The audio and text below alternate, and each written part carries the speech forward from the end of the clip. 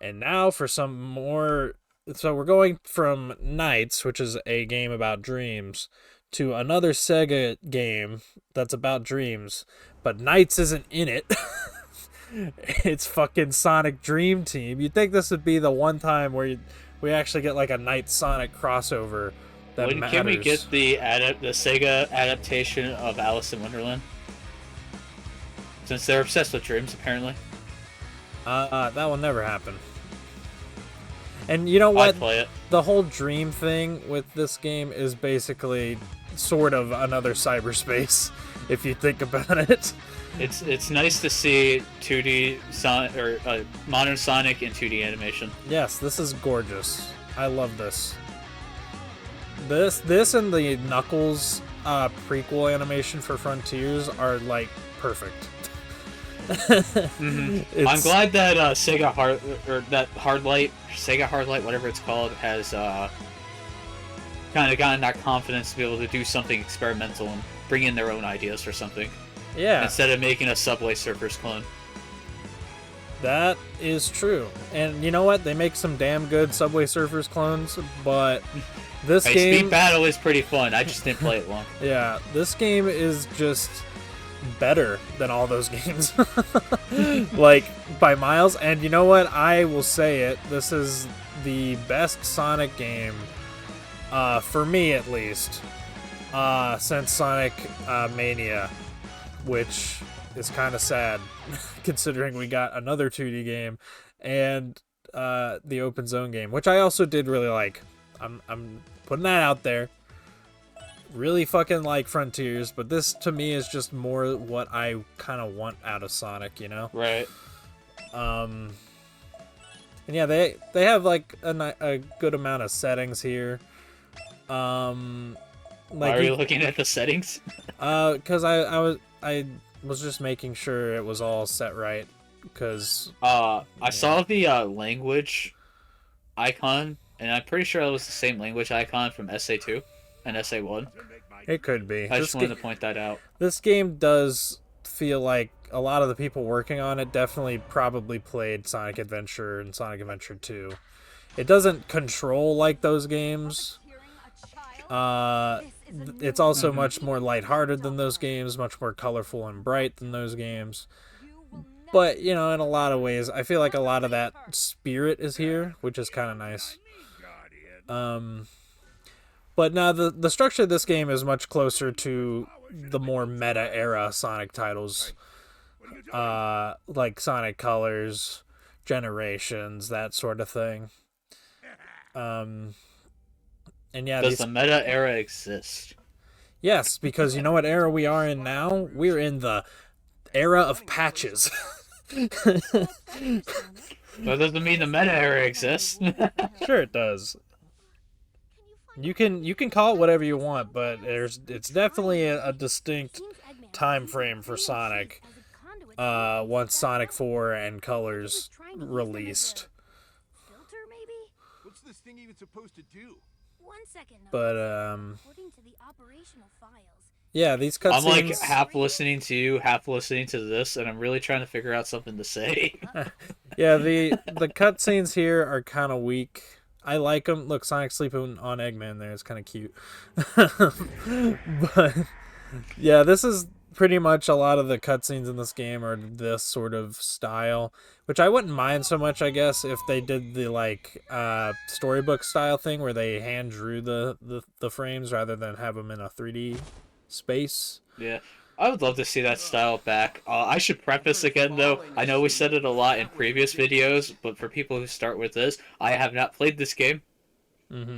I will probably not be able to play this game for a good long while. Looking after your So, friends, but they will need your help. it's all on you, buddy. Yep. Yeah, so now we get to play the game. And they have a whole freaking tutorial level because yeah, it kind of makes sense. This game is definitely made for all the parents that just bought an iPad and an Apple Arcade for their kids to play. You know? Okay, I'm gonna ask you a quick question Uh-huh. because this has been the trend lately. When you pick up rings in games since Forces, they no matter what always magnetize towards you. would you rather have that or back to what they had in something like Unleashed, where even if you weren't fully touching it, even if you were in that range, it would just pick up and disappear? Because I personally kind of like that better. I find the ring magnetism when you're not boosting, I find it a little distracting. That's just me. There's too many moving parts there, you know? Okay, well, also in Generations, no, you actually touch the rings, and then it plays an animation of it magnetizing toward you. So it's just stupid in Generations. But in this game, I like it a lot because it's much more like a collectathon. This is giving me a lot of Lost World vibes. Yeah, you know what? That's a good way to describe this game. It's like Sonic Lost World. If Sonic Lost World had a more traditional feeling control scheme, you know, because there's no like, oh, run button and the spin dash, you know, button, and then, you know, there's no momentum at all with your movements. You know, it's a I do like the half pipes. I just wanted to say real quick. Yeah. So they I think actually, that's a pretty nice touch. they cited like the Tony Hawk series as a big inspiration for this game. So it kind of makes sense because there are a lot of these half pipes that you can ramp off of, and yeah, it's a lot of fun. I wish this game had like I feel like they should have said Jet Set Radio, but well, nobody's also played there's that a game. functioning there's a functioning Lightspeed dash. Yay. Yeah, and it's really good. You know, I like how it functioned in this. I wanted to bring this up because when I was recording this, I was like, yeah, I really like the Lightspeed dash in this. So basically, you homing attack in this game by jumping and pressing the boost button, sort of like Unleashed or Frontiers or whatever you want to think about. And then the Lightspeed dash in this, if there's a trail of rings nearby that you can Lightspeed dash, it is limited in that way. You can only Lightspeed dash certain trails, which is kind of lame.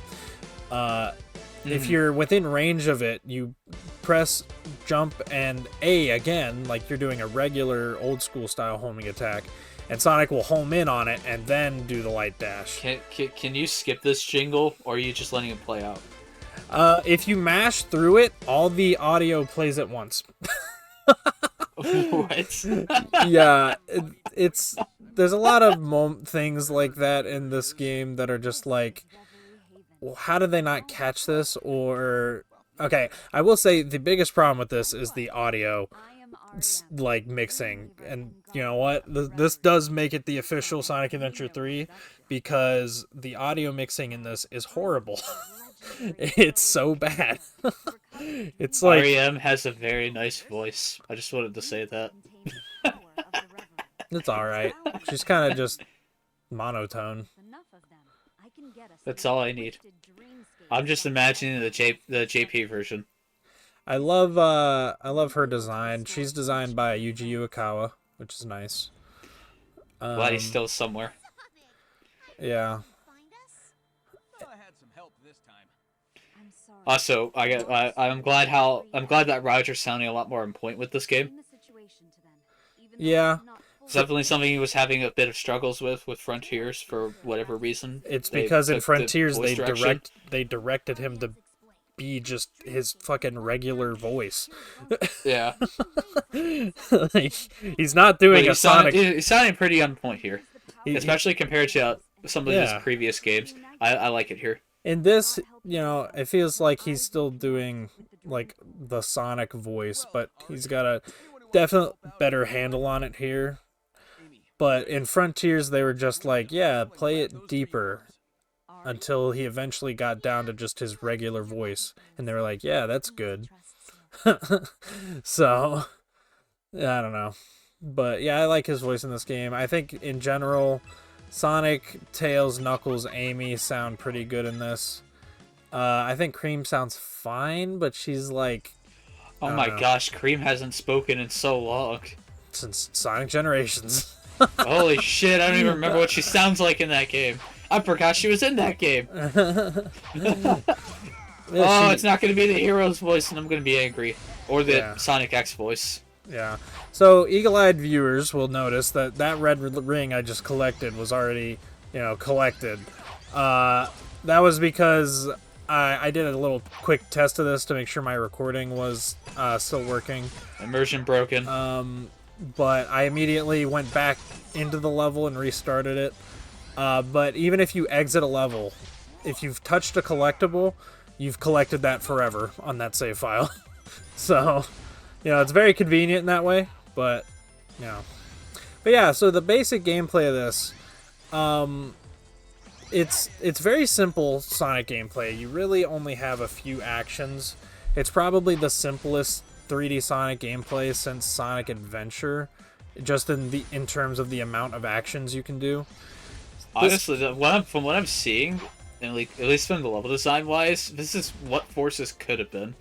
Yeah. Because Forces is very open in its layout. You can see where all the paths are from where you are, so you can kind of pick and choose where you want to go. It's just none of them feel too well designed. They always lead to the same place, and the levels are just too short. Yeah. Well, these levels are not long either, but they do have these moments where there are plenty of paths as well for the other characters to explore in each of the levels, which is really nice. But there's also like these moments where the level design just opens up and you basically have a big little sandbox area to play around in. And it's really good. And, they expect you to do a lot of things like slope jumping and utilize Sonic's physics in fun ways to get to shortcuts and stuff. And that's the kind of level design Sonic the Hedgehog should fucking have. I'll argue Forces had it. Forces does not. Not Forces, the Frontiers. I'm stupid. I'm sorry.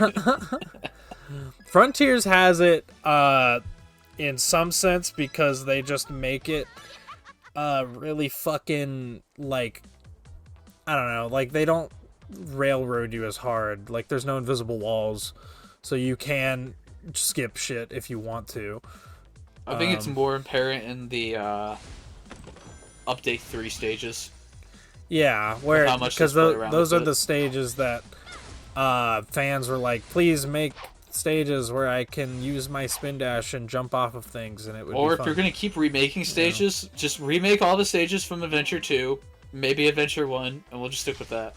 Because those worked so well in Frontier's engine, and I don't know why. Yeah. Oh, were you just playing it, Amy? Yeah, so... Oh, yeah. I didn't even notice. It's Yeah. the same thing as Sonic.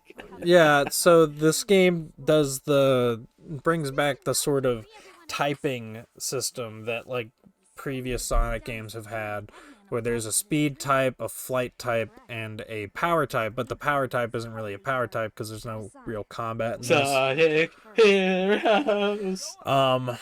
And yeah, so Sonic and Amy are the speed type characters. Okay. They play exactly the same as one another.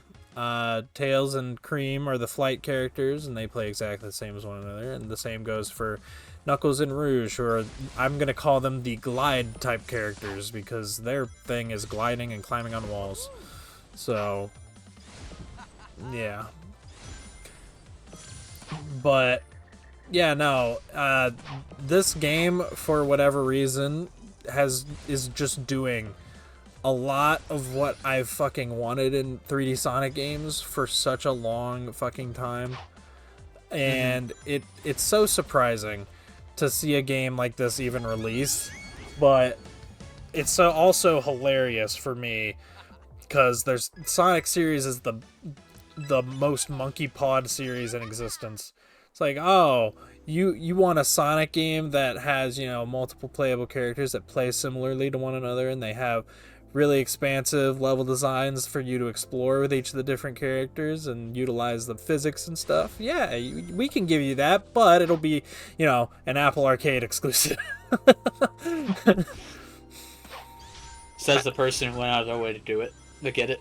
Well, I could have already, I use iPhone, so I could have played this, but I wanted to record it for the channel, so I got an Apple TV for this. Which I don't regret, because this game's really fucking good. I mean, that was my process in getting a PS3 just so I could play the original Nier for the channel. Yeah. But yeah, so this is one of the extra acts for each of the zones. Each of the zones has 3 main acts and then a bunch of side missions like this where you're replaying through the level that's slightly different. So that's why I'm like, it's a very Sonic Colors designed game in a lot of ways. This game doesn't have the problems that Colors has in that Colors is 99% 2D. This game's 100% 3D, which is really fucking nice. And you know, all the level designs have, you know, their own unique twists and turns and stuff for you to mess around with. And yeah, speeding through them as well, like, is just a fucking blast to master. Like, you're not getting a good idea of it right now because this is like the first real act, and it's very easy, even compared to Act 2 and 3. But you know, Right. this game is just very easy. So if you're looking for Sonic Frontiers Update 3, you ain't gonna find it here. You're right. That's what Sonic Frontiers Update 3 is for, and I'm thankful for it. Yeah. Or Sonic Superstars. Yeah, Trip Story, mainly. Oh boy, let's play it again. But one thing you might also be noticing is just how well the characters are animated in this game. It's clearly not made by a Japanese studio because they're utilizing squash and stretch a fuck ton, even in like just the basic in-game animations. And you know, just that change with the animation, I think, helps a lot with this game's Didn't Shadow have squash and stretch animation? Yes, actually. And it's quite good. Like, Shadow's in-game animations and even the cutscene animations are quite good in that game. I don't know about those cutscene animations. The cutscene animation is way better than anything from, well, obviously SA2 and Heroes. Because Heroes didn't have in-game cutscenes. It's even better than most of the Unleashed cutscenes and all the cutscenes in, say, like, Colors, Generations. I want to say movement for the sake of movement makes it better. It's not movement for the sake of movement. Like, the characters are not just in there waving their arms around. That's what it feels like to me, especially in a game with the tone of Shadow, and it really hurts it. And if an animation doesn't match the game it's in, I don't think that really fits. It matches just fine. Which is why I think the squash and stretch is definitely better here, because it's a fucking dream world. You're not supposed to take it as seriously. It's lighthearted. And I think that's... Okay, I'm playing a game where I'm shooting things with a gun, trying to kill humans.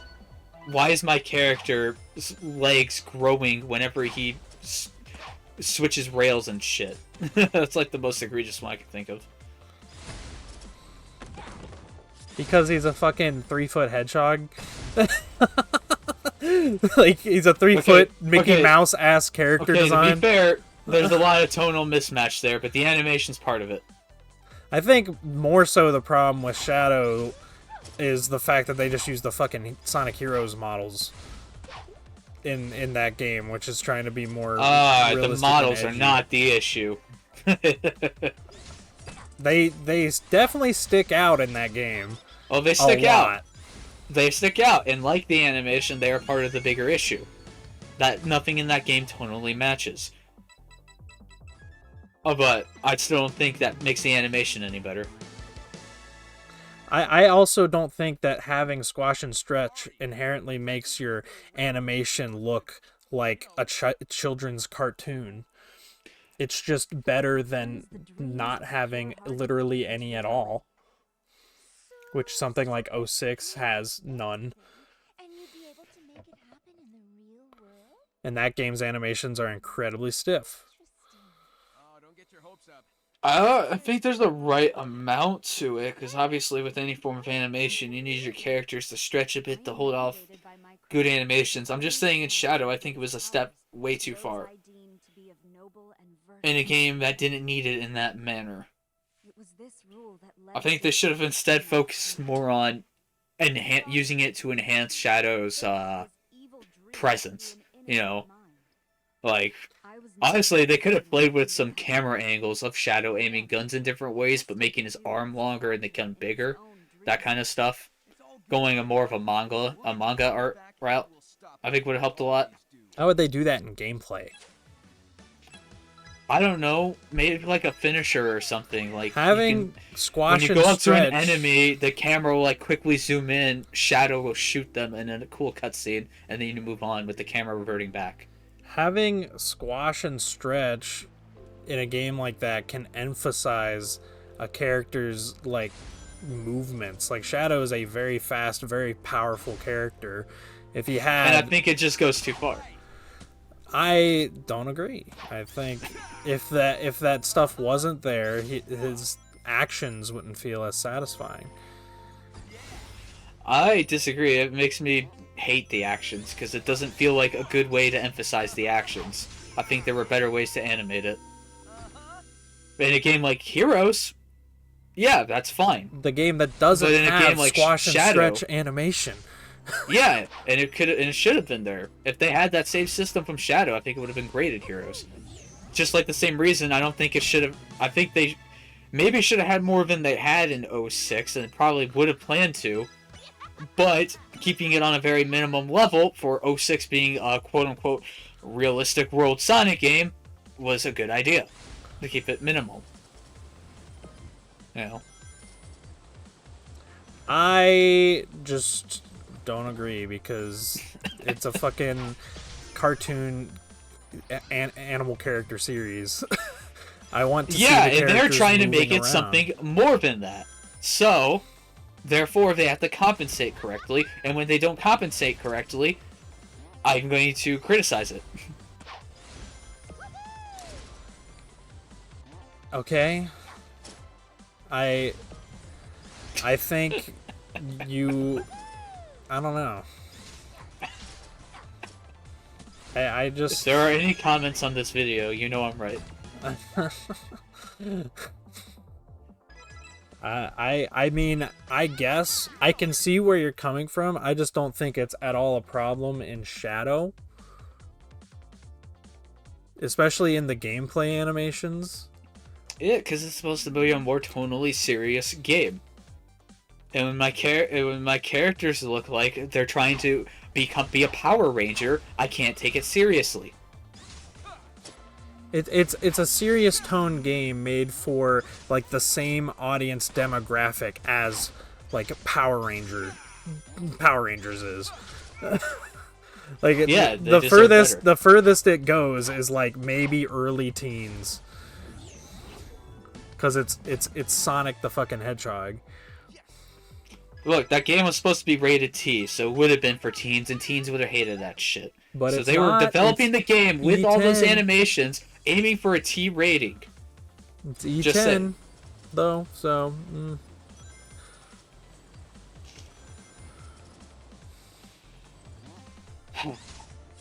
The only reason I got the game as a kid was because it's E10. My parents didn't know that Shadow says damn and hell in it. My parents did. I'm so sorry we immediately started talking about a different game. Because this game is much better than any of the games we brought up there. So I'll argue Heroes is better. you haven't even played this. So shut the fuck Yeah, but I up. played Heroes. But you can't make a comparison statement like that until you've played both. Yeah, I can. I'm on the internet. I hate you. Ugh. Alright, yeah, that was all of Act 2 that we just Shadowed the Hedgehog our way through. He's not even in this fucking game. How do you feel that they're including Rouge now as like part of the main cast? When I'm okay with it. When before she was just like the one As of the long Team as Dark I can guys. continue to play as Rouge in Japanese, she can be in there. But outside of her voice from SA2 and Heroes, I I've never liked her English voice actors. Ever. Oh no, wait. Okay, Sonic Prime. I liked her there, but I like her voice only in Sonic Generations. No other game I like her voice. Not this game, even though it's the same voice actor. She plays it horribly in this game. But in Generations... You, my friend, need to play more of the JP dub. Well, her JP voice is just the most standard anime woman voice. Yeah. It's nothing special. Yeah, that's the idea. Remember, this is the same company that made her wink at the player in Sonic Heroes. Yeah, but like, as a kid, you're not gonna find that, because no kid is just gonna stand around. And I'm not a kid. And move the camera. I'm a grown man playing the game in Japanese. Yeah, you know what? It's the same sort of thing as them putting adult jokes in like SpongeBob that only like adults will even get in the first place. Yeah, and combine that with her voice, and it's a very pleasant listening experience for the parents in the room. I don't know. I didn't want to do that. I don't know where I'm going with this anymore.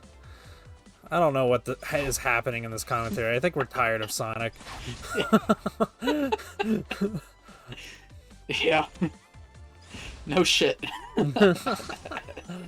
I like what I'm seeing, at least. Yeah. The level design of this game, the one big issue I have with the level design in this is I think it might rely on the rail grinding a little too much, but it's not Sonic Frontier syndrome. It's not nearly as bad as that game. And there's lots of like actual platforming and stuff to do, but like there's no loops in this game unless you're on a rail, which is kind of sad. See, though, I'll have to wait until we get to later levels, but I'm not seeing platforming as interesting as the Update 3 stuff for Frontiers. You mean as badly designed? That's good. we established in Update 3 that I think it's the peak of Sonic platforming. And you're wrong, so you can just be wrong. Look, that's okay. fan games like PO6 don't count. Yeah, but the level design I know we both agree that that's the peak. The level design there, though, exists in 06. Yeah, but I don't have good movement options for it.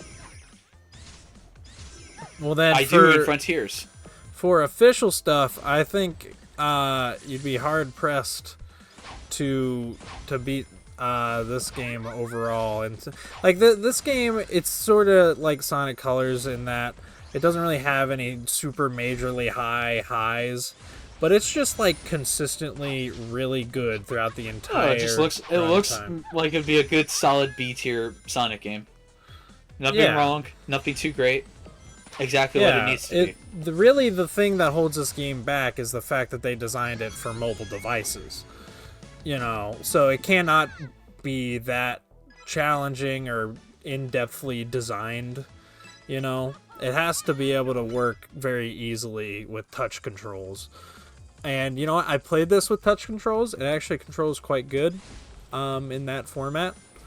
Definitely. Yeah, a lot of games don't compensate for that. You can play Mega Man 2 with touch controls. Mm-hmm. That sounds awful. I also tried Castlevania Symphony of the Night with touch controls. I couldn't beat Dracula at the beginning. Oh god. I could not, because you have to basically put the phone on your lap so you can actually press the jump and attack button at the same time to attack Dracula when you jump. Otherwise you can't. And every time you jump and by the time you hit the attack, the whip misses. Oh my god. I could not beat Dracula at the beginning. Oh my god. Yeah, those games are just like, hey. Now, to be fair, you can hook up a controller and sidestep that. However, I wasn't going to do that, and I wasted $3 because of it, because I'm a dumbass. Yeah, unlike this game, those games were just not at all designed for fucking mobile devices, and those are very lazy, like, direct ports, I could say, for those to like touch controls, and it just doesn't. If you're gonna work. play direct ports, I would almost only recommend RPGs. Yeah, And like, especially turn-based RPGs, because then you don't have to worry about running out of time. Because if you play something with an active time battle, it's going to be a little more difficult if you don't have a great grasp on the controls. Be excited. You two chill here. I'll be right back. yeah, like Why do you get to have all the fun? you're not. Yeah, like I think mobile gaming has come. Does selecting your hero do anything? Yeah, it actually changes this cutscene here. Does it do anything in the level? Like, do they control any differently? No, Amy and Sonic control exactly the same Oh, because they're both the speed type characters. Which, you know what, I kind of like. I kind of wish they had like their own slight differences. Like maybe give Amy a double yeah, jump something instead like of the air heroes would have dash. been nice, but Dr. Crabulous. Okay.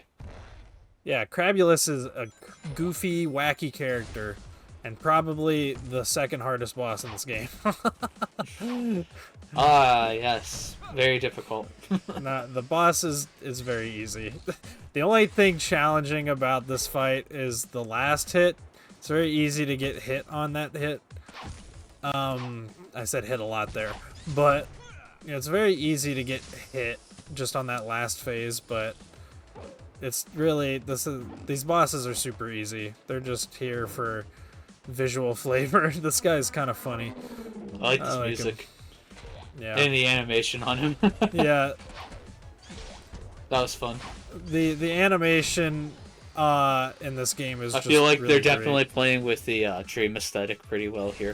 Yeah, you know what? I think this definitely plays more with that a lot better than, say, Forces does with the whole Phantom Ruby thing, or Sonic Frontiers does with the whole cyber aesthetic. It's like the entire point of the level design aesthetics in this, the boss designs, everything in this game. It feels very Oh, dreamy. I would it's say. my boy! It's Cream! Yes! Fucktails, it's Cream! Oh yeah, Cream 2, I guess. The most destructive force in all of Sonic history. Oh, Cheese sounds adorable. I've been trying to get a handle on Yeah, Cheese is just using the fucking SA2 chow noises. can't use the Reveries' full potential. As it should. Yes, it should. It gave me like a huge like wave of nostalgia when I heard those sounds again when I played this.